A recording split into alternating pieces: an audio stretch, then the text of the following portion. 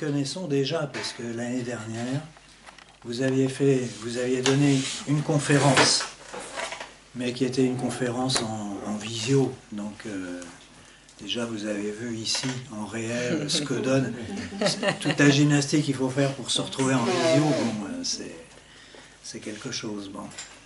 Alors là, nous avons en réel, et c'est quand même mieux.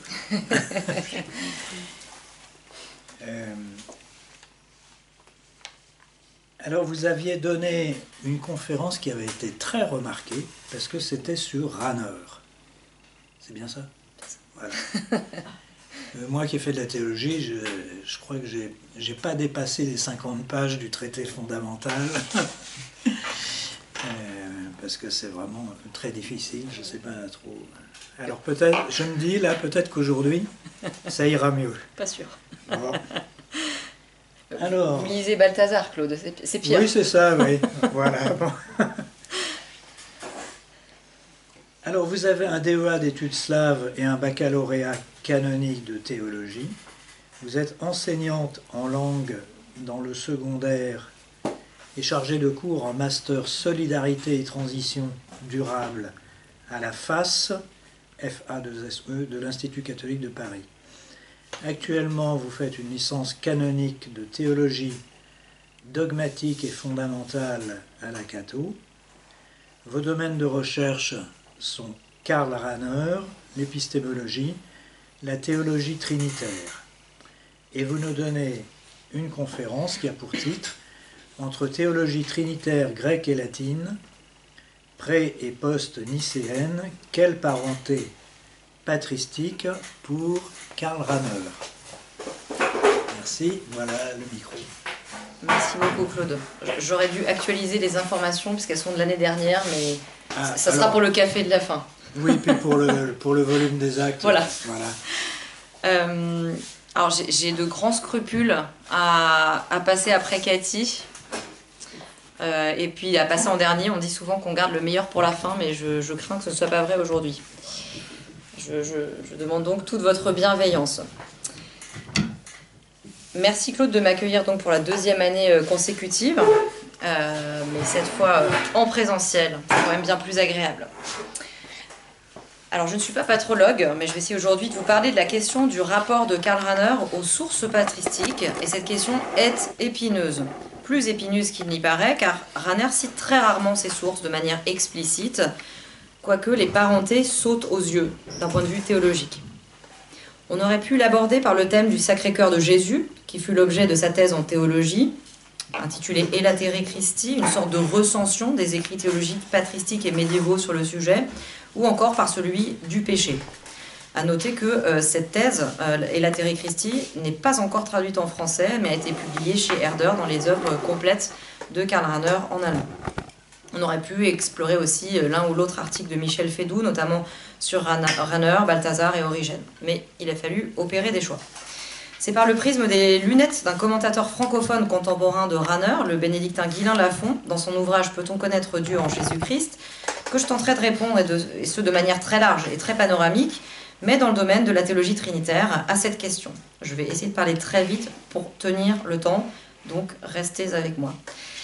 En effet, ce double regard, cette double perspective me paraît tout à fait répondre au sujet de notre colloque et montrer à quel point les sources patristiques du christianisme sont redevenues au XXe siècle et demeurent, comme le montrent chacun à leur manière ces deux théologiens, l'un bénédictin, l'autre jésuite, le principal jalon de l'élaboration théologique contemporaine. Dans cet ouvrage, c'est en particulier à l'aune du jalon de l'élaboration théologique et dogmatique du concile de Nicée, avec l'affirmation de l'homoousios, à savoir celle de la consubstantialité du Père et du Fils, et dans une moindre mesure celle de la double nature du Christ à Chalcédoine, que Guylain Lafont évalue de quelle manière la dogmatique contemporaine se situe en régime post-nicéen, et dans quelle mesure elle est capable à la fois d'assumer cet héritage et de s'affranchir de ses aspects les plus négatifs, pour ainsi dire, j'y reviendrai, pour proposer une dogmatique fidèle à la tradition et aux critères de plasticité du principe dogmatique pour aujourd'hui, car finalement, à travers le discours dogmatique, il s'agit d'adresser une parole sur Dieu à l'homme de son temps.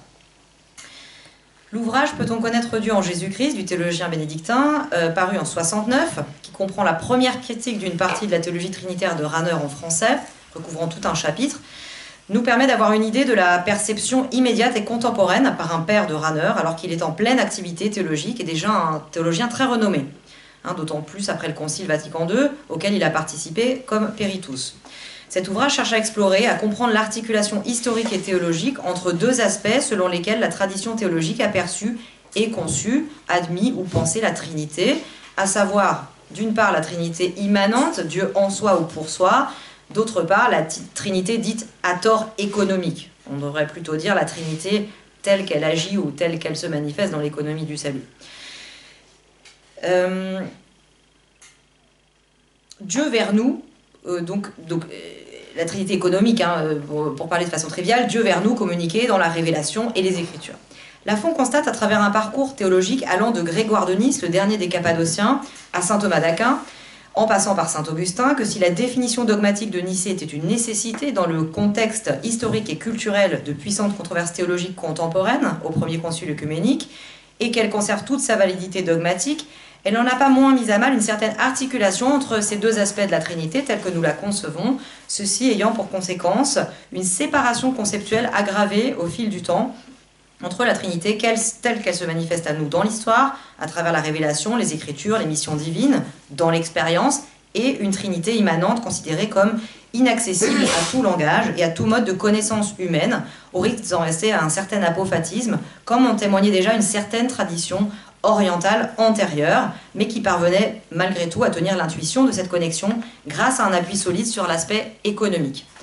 Ce malgré les tentatives d'élaboration théologique successives, plus ou moins fructueuses et complémentaires, étudiées à travers les exemples choisis par le théologien, notamment dans la théologie latine, j'y reviendrai.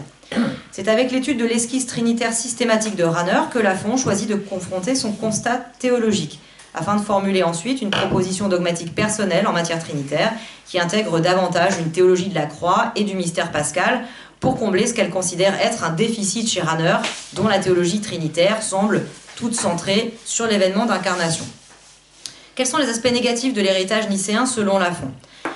Il s'agit en quelque sorte des qualités de ses défauts, à savoir, outre l'introduction d'un arsenal de vocabulaire technique de parenté philosophique grecque, étranger aux Écritures, une séparation conséquente à la nécessité d'insister sur la divinité du Christ face à la pression de l'hérésie arienne, entre les aspects proprement théologiques et trinitaires d'une part, et la création et le salut d'autre part, ce qui avait pour conséquence à la fois de rejeter le Verbe du côté du Père, occultant ainsi potentiellement toute théologie des médiations, pour contrer tout risque de subordinationnisme et de linéarité indue dans le triptyque Trinité, création, salut, ainsi que préserver la liberté divine vis-à-vis de la création et du salut, comme de créer un abîme croissant entre les aspects pour ainsi dire immanents et économiques de la Trinité elle-même.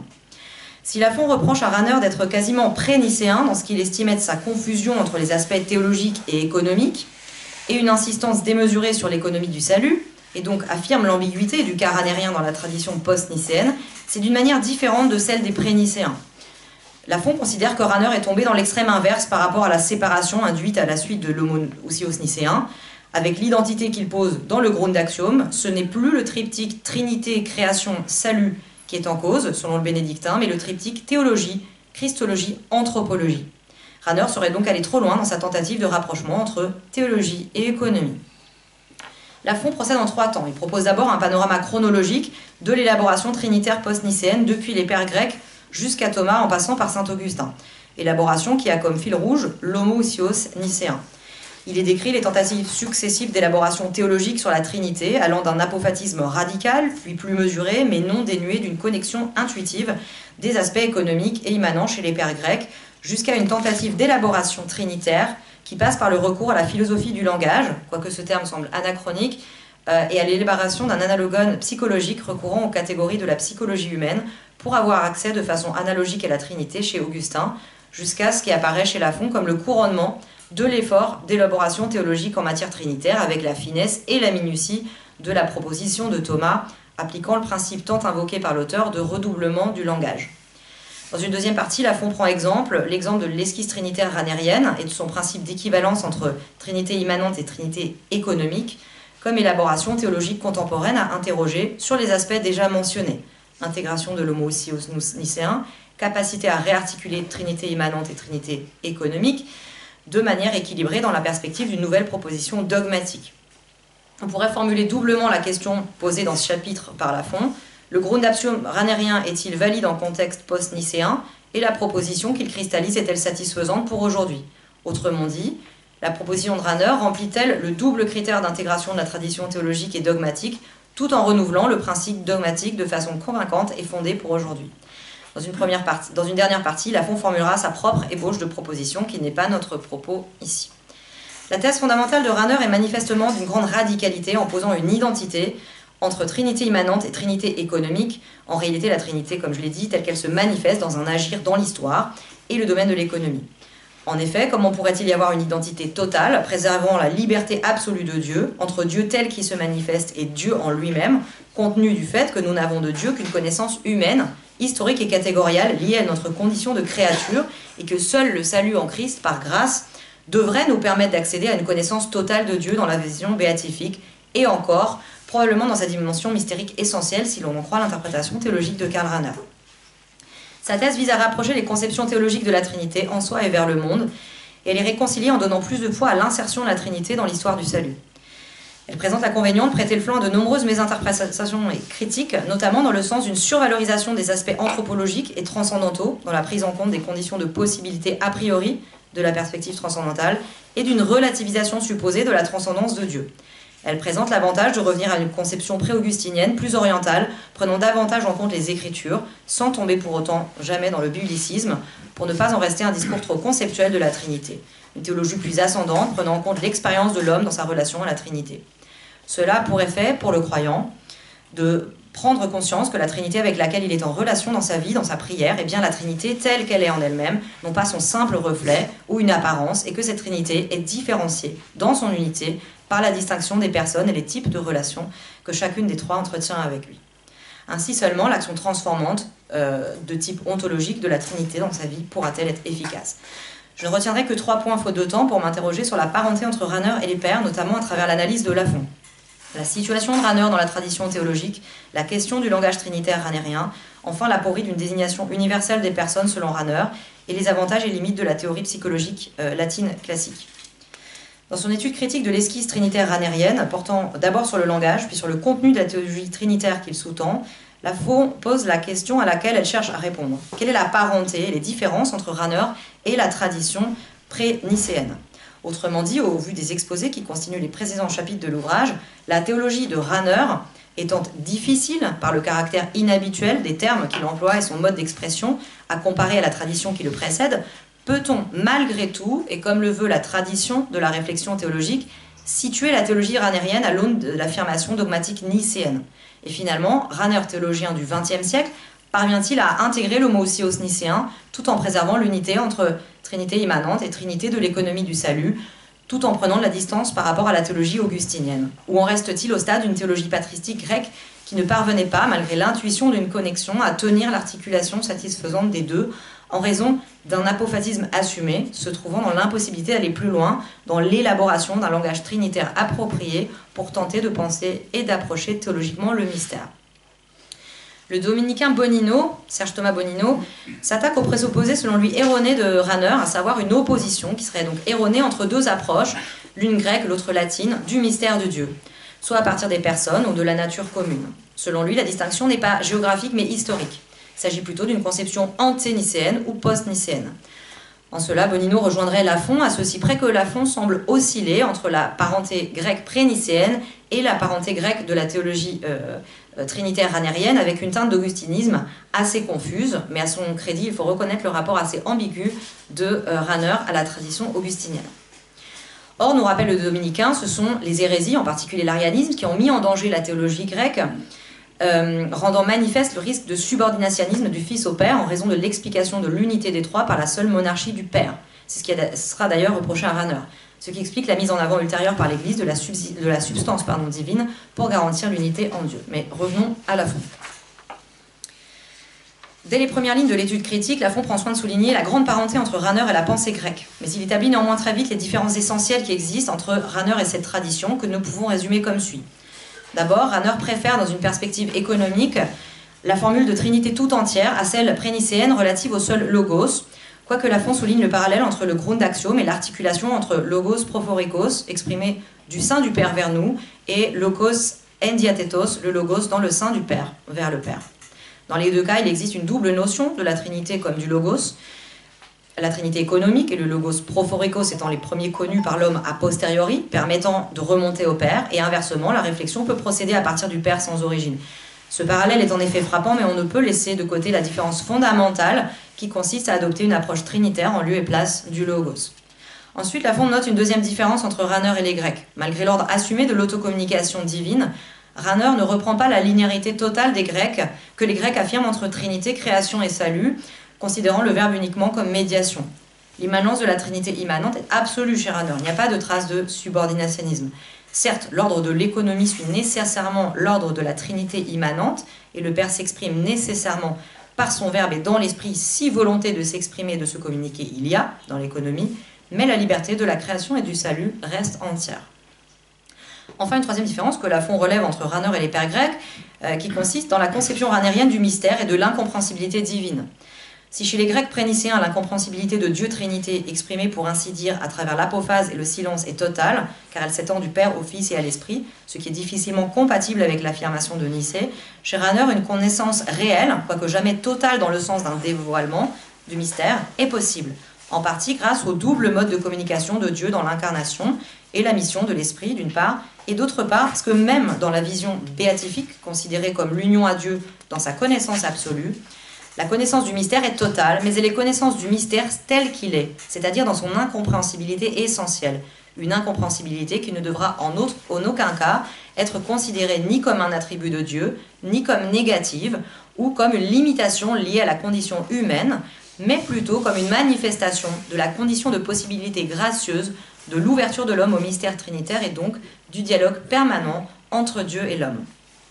C'est ce qui permet à Rahner de poser son équivalence trinitaire, car, me semble-t-il, si dans sa théologie l'incompréhensibilité divine est préservée, quand bien même le voile serait tombé, elle n'empêche ni la connaissance du Dieu Trinité, ni sa communication telle qu'il est dans l'économie. On peut connaître sans comprendre.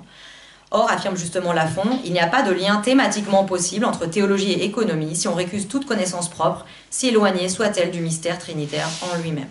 Lafond ne se positionne pas, encore ici de façon définitive, sur le fait que la théologie de Rahner intègre oui ou non de façon convaincante l'homoousios nicéen, mais la critique du langage rahnérien et de sa méthode vont permettre d'avancer dans cette détermination.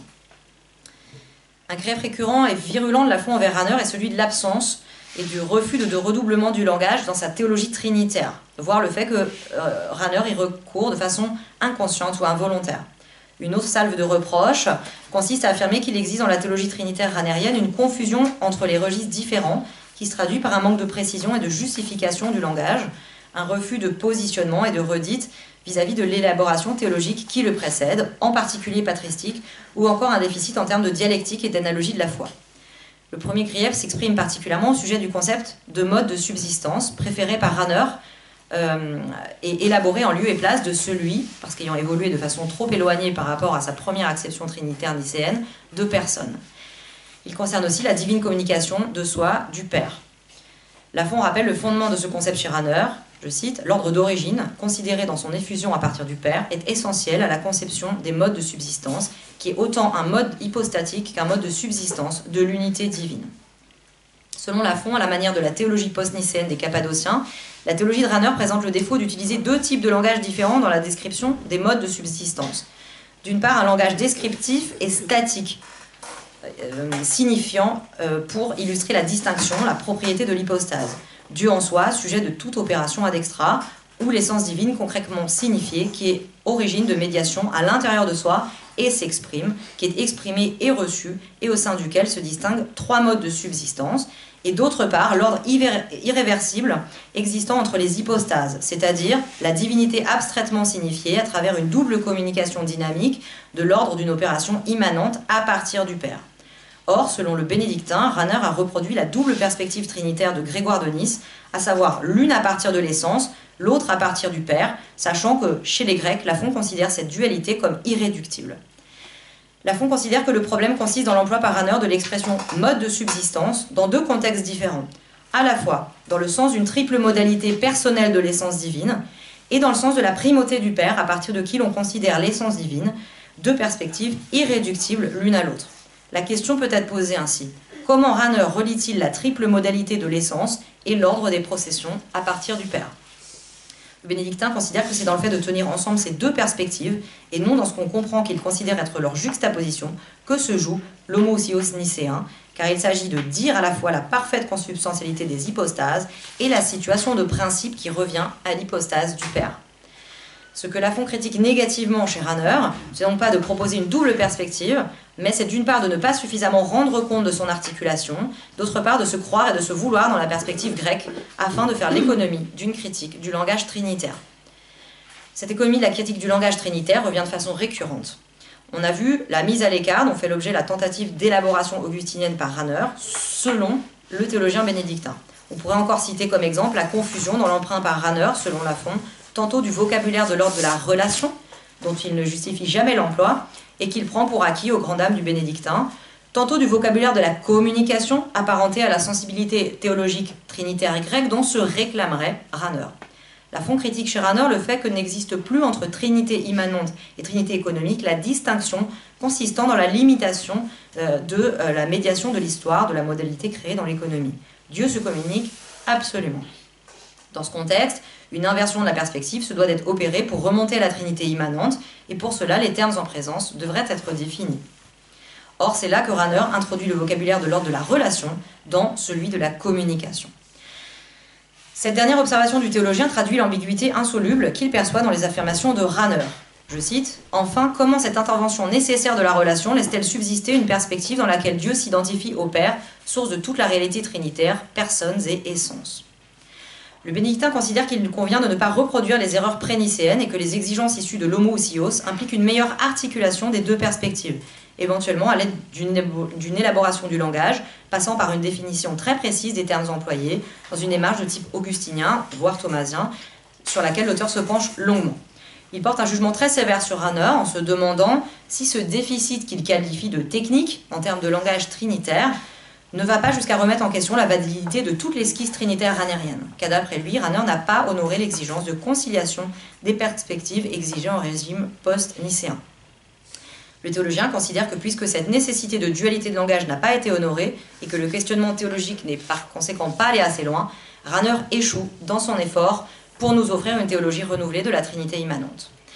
Dernier point, Lafon se penche également sur le problème que constitue pour Rahner la désignation universelle pour le Père, le Fils et le Saint-Esprit à travers le terme et le concept de personne, ainsi que par sa confrontation avec la théorie psychologique dite latine. Il souligne le fait que Rahner évite d'employer le terme de personne pour désigner les trois et préfère donc désigner directement le Père, le Fils et le Saint-Esprit. Cela apparaît très clairement dans le sous-chapitre consacré dans l'esquisse trinitaire de Rahner intitulé « Les apories du concept de personne en doctrine trinitaire ». Rahner expose d'abord le problème, qu'il considère comme un problème de terminologie, de fond et de synthèse. Puis il étudie les utilisations que fait le magistère du terme de personne, afin d'observer si nous rejoignons les énoncés dans lesquels le magistère de l'Église fait entrer le concept de personne, et enfin il fait sa propre proposition. Rahner considère d'emblée que le concept de personne peut légitimement être soumis à la critique, étant donné d'abord qu'il n'existait ni au début de l'histoire du dogme, ni dans la patristique ancienne, ni dans le Nouveau Testament, et qu'ensuite il n'est pas constitutif dans la science de foi que nous avons du mystère d'un seul Dieu qui est Père, Fils et Esprit. Le non-usage de ce concept laisse la foi intacte, selon Rahner. On mesure donc bien dans cette démarche la préoccupation constante de la part de Rahner de s'inscrire dans la continuité de la tradition et du magistère, dans ses élaborations théologiques néanmoins nouvelles, mais aussi la volonté de choisir les mots les plus justes possibles. Malgré l'impossibilité structurelle de l'homme, et à plus forte raison du théologien, de dire le mystère. Rahner n'est donc ni dans une démarche d'apophatisme absolu, puisqu'il essaie toujours de dire le mystère trinitaire, ni dans une démarche de compréhension exhaustive du mystère par le langage. Il est à la recherche d'une voie médiane, d'un équilibre entre le respect de l'incompréhensibilité et le désir de connaissance par un langage le plus approprié possible à la réalité du mystère. Pour résumer, il semble important de garder ces deux éléments à l'esprit à l'aune des reproches que fera Lafon à Rahner en termes de déficit d'élaboration du langage trinitaire, comme de positionnement par rapport à la patristique et à la tradition.